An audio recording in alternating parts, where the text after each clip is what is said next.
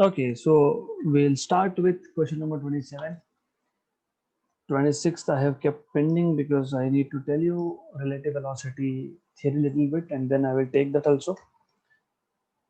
27th, a particle starts from origin O, moves, sorry, from rest of course, and moves with a uniform acceleration along positive x-axis.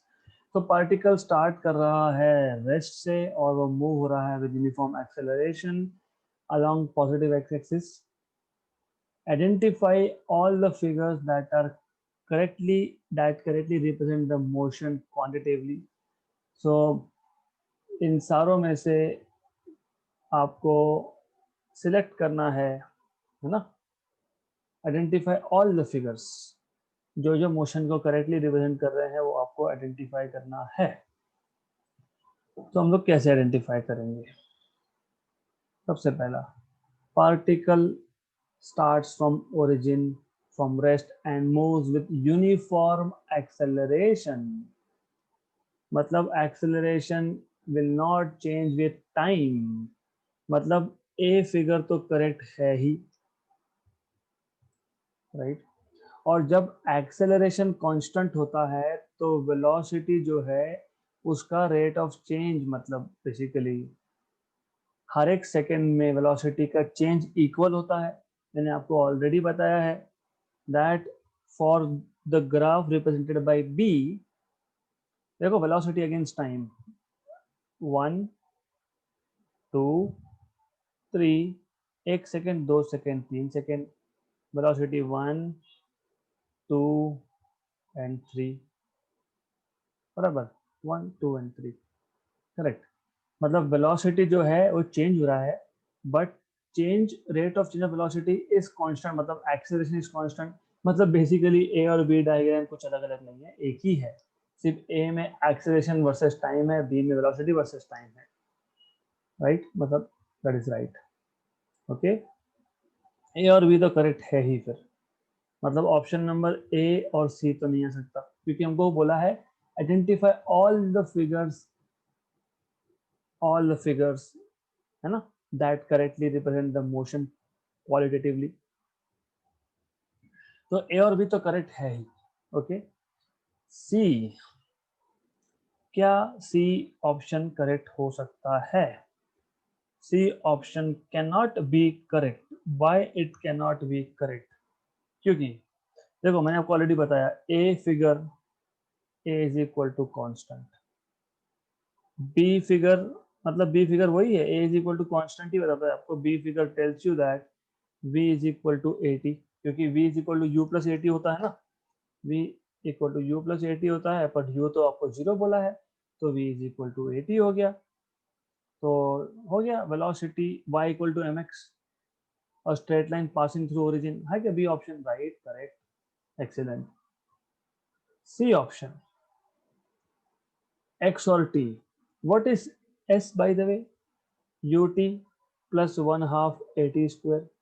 s मतलब x, u मतलब 0, half at square, तो x is equal to 1/2 at square. Simple, मतलब option number D correct है, option C is not x equal to half at square, right. तो option number D is x equal to half at square, तो option number B आ गया right. A B and D are the correct diagrams. So particle starting from origin from rest moving with the constant acceleration along x-axis. You have 3 diagrams which are telling you the truth and one is lying to you. Option number C is not correct. Simple है, easy था ये बहुत। Next question 28. The stream of a river is flowing with a speed of 2 km per hour. So there's a river, ये river है which is flowing with, I will write velocity of river as 2 km per hour. A swimmer can swim, इसमें एक swimmer है, let me show a swimmer over here. इसमें एक swimmer है जो swim कर सकता है, swimmer with velocity of 4 kilometer per hour, 4 kilometer per hour. What should be the direction of a swimmer with respect to flow of the river to cross the river in a straight line, basically to cross the river straight? Oops. मतलब ऐसा, मतलब बात ऐसी है that I will be just drawing vectors now. I don't need, I just explained you what is the situation. So the idea remains very simple. The idea is that river is flowing something like this, okay, and there is a swimmer who wants to go straight. उसको straight जाना है, but उसको straight जाने के लिए he has to go in some other direction. Why other direction? क्योंकि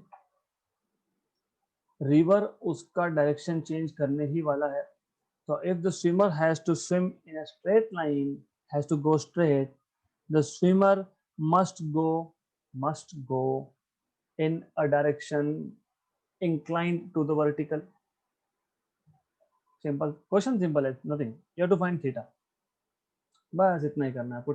tan theta बोल सकते हो आप, but anyways I'll tell you how to do this question, because this question is question from relative velocity. What you should know is velocity of swimmer with respect to river. देखो कैसा है, मैं अगर बोल रहा हूँ कि a swimmer is swimming with velocity of 4 kilometre per hour, उसमें assumption होता है that the river is still, the water is not flowing, पर यहाँ पे तो water flow हो रहा था. So velocity of swimmer with respect to river as measured by an observer who is in the river, that is velocity of swimmer minus velocity of river.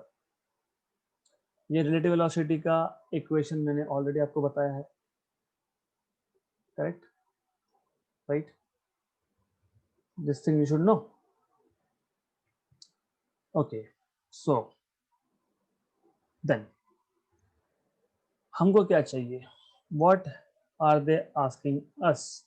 What should be the direction of the swimmer? What should be the direction of the swimmer? मतलब we are more interested in Vs bar. So that is Vsr bar plus Vr bar. Correct? हमारा interest है Vs में. Okay? Right.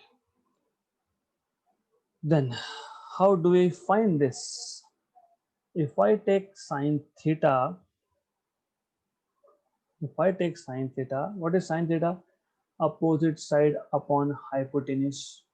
Okay, opposite side upon hypotenuse.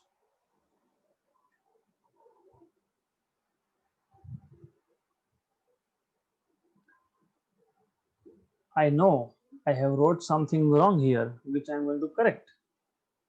But at the last stage of this question, at the last, what is velocity of river? आपको दिया है velocity of river कितना है? 2. What is velocity of swimmer? 4. मतलब ये आ गया आपका हाफ. साइन थीटा की वैल्यू हाफ कब होती है? 30 डिग्रीज, राइट? साइन थीटा की वैल्यू हाफ कब होती है? 30 डिग्रीज ना, करेक्ट. तो theta is equal to 30 degree, और 30 तो ऑप्शन में है नहीं.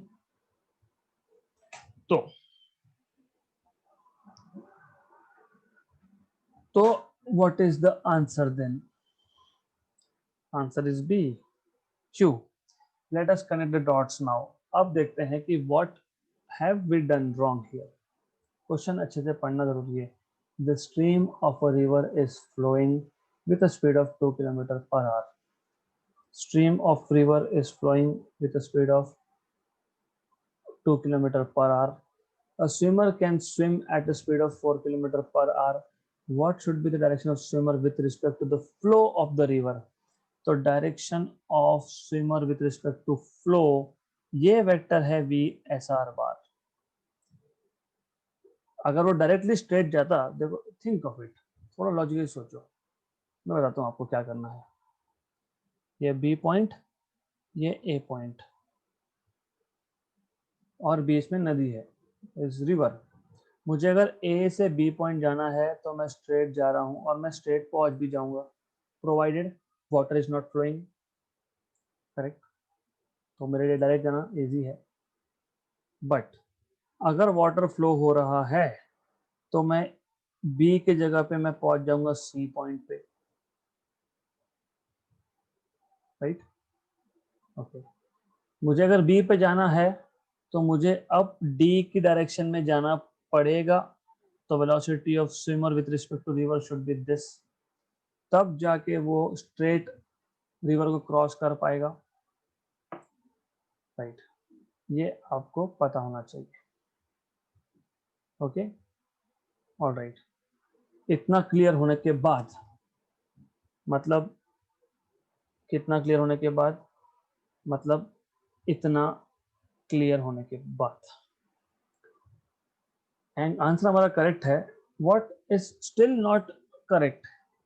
Answer is right, 30 degree right.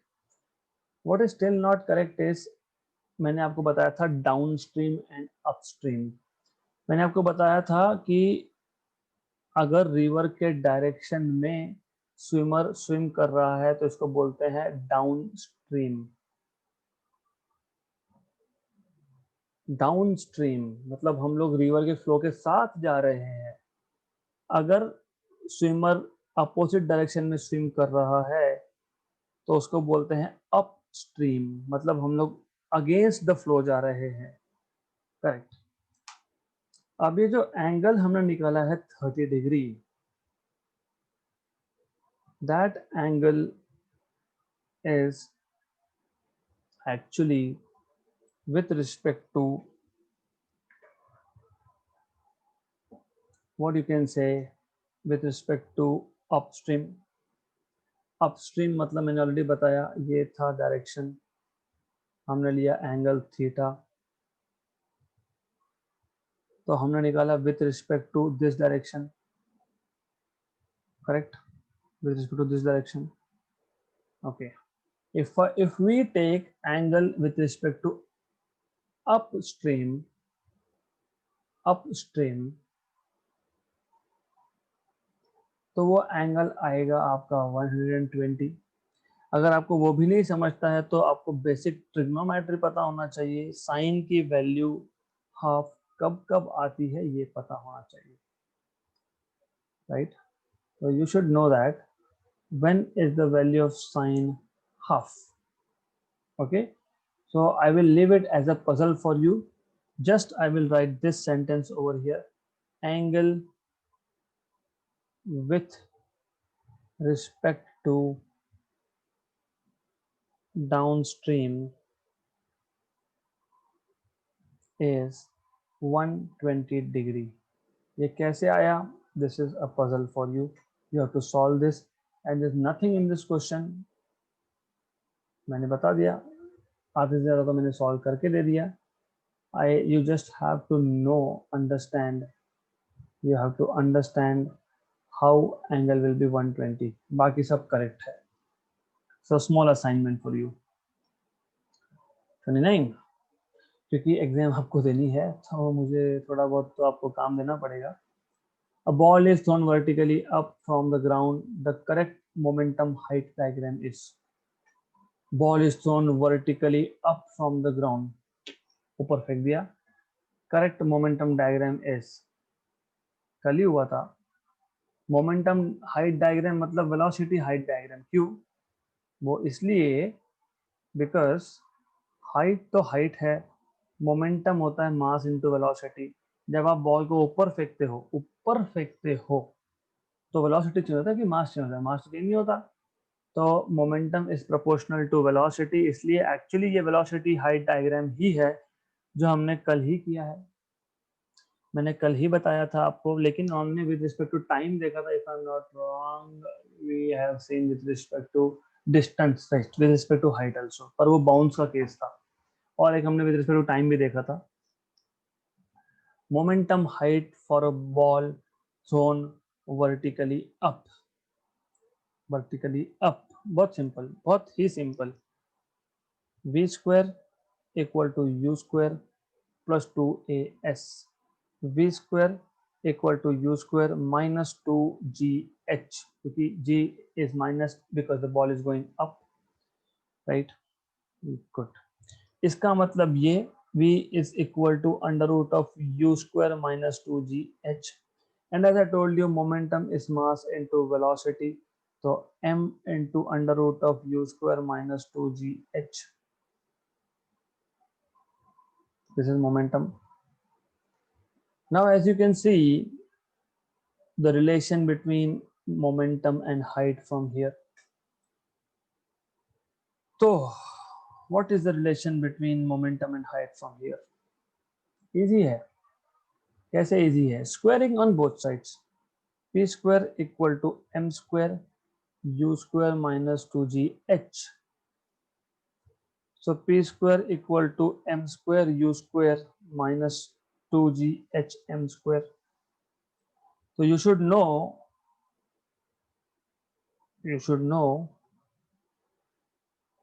what this equation represents. ये आपको पता होना चाहिए. This equation is what? क्या क्या प्लॉट कर रहे हो आप? p square और against h, p against h. What if I plot x and y for a circle? क्या आता है? x square plus y square equal to r square. ऐसा आता है? आता है. Correct. Okay. Okay. So what if I plot this particular equation? So I can write this as p square plus 2gh m square equal to m square u square. So what will be this equation? ये आपको पता होना चाहिए. नहीं पता तो doesn't matter, कोई बात नहीं. नहीं पता तो पता कर लेंगे ना हम लोग फिर. By the way option is C. कैसे बताता हूं मैं आपको. देखो जब आपको नहीं समझे ना तो आपने क्या करना होता है? वैल्यूज. नहीं समझा तो हमने क्या करना होता है? वैल्यूज लेनी होती है और प्लॉट करना होता है. चारों के चारों डायग्राम में एक पॉइंट तो कम से कम यहाँ पे है ही, पी एक्सिस पे. पी एक्सिस पे पॉइंट मतलब एक्स एक्सिस की वैल्यू, मतलब हाइट की वैल्यू 0, मतलब जस्ट अभी बॉल को हम ऊपर फेंकने वाले हैं. करेक्ट? क्लियर? तो उसके बाद हाइट बढ़ेगा, मोमेंटम कम होगा. ये तो होने ही वाला है. जैसे जैसे बॉल ऊपर जाएगा वेलोसिटी कम होगा, मतलब मोमेंटम कम होगा. That is for sure, 100% sure. Okay, good. What happens at some value of height? You have to check. Put h equal to 1, p square equal to, ये तो कांस्टेंट ही है. ये तो कांस्टेंट ही है ना. इनिशियल वेलोसिटी तो constant है, उसका स्क्वायर कांस्टेंट है, m square p square constant है. तो मैं इस इक्वेशन को ऐसे भी लिख सकता हूँ. I have all the luxury of writing down this as initial linear momentum minus 2gh m square. ये वैल्यू फिक्स वैल्यू है. फिक्स वैल्यू है. फिक्स वैल्यू 10 मान लो. फिर जब हाइट थोड़ा बढ़ा तो लेटर से -1 मान लो. फिर और हाइट बढ़ा, फिर और वैल्यू माइनस होगी because height is increasing. And ये बीच में माइनस साइन है, यहाँ पे भूलो मत. राइट? तो your graph should look something like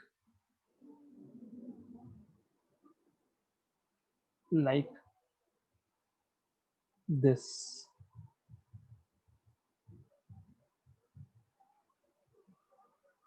मतलब अब इफ आई से दिस वाज अ जोक, तो I need to prove how it was a joke. Easy है. कैसे?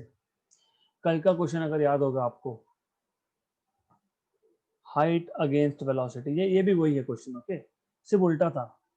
बॉल था, वो डी हाइट से आएगा, बाउंस बैक होके हाफ हाइट तक जाएगा। हमने क्या किया था, हमने ये बोला था कि initial the thing will be something like this or other way around. Velocity will go on increasing but in negative direction. Velocity will go on increasing but in negative direction जब बॉल ऊपर से नीचे आया, और ये point था आपका D, क्योंकि डी हाइट से नीचे आया।